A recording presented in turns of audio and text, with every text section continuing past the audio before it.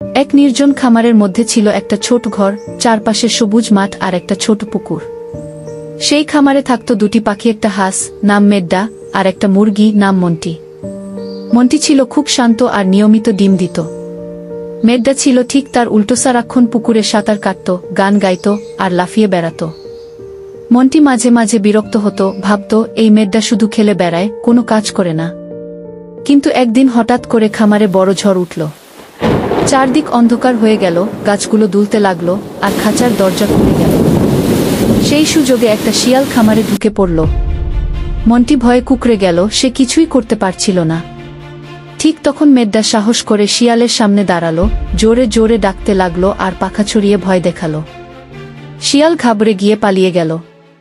ঝড় থেমে গেলে মন্টি এসে মেড্ডাকে জড়িয়ে ধরল আর বলল, তুই আমার সত্যিকারের বন্ধু, আমি তোকে ভুল বুঝেছিলাম। সেই দিনের পর থেকে ওরা একসাথে খায়, ঘুরে বেড়ায় আর খামার জীবন কাটায় সুখে দুঃখে একসাথে। কারণ বন্ধুত্ব মানেই ভালোবাসা আর সাহসিকতার পাশে থাকা। আরও নতুন নতুন ভিডিও পেতে লাইক, কমেন্ট এবং সাবস্ক্রাইব করে পাশে থাকুন। ধন্যবাদ।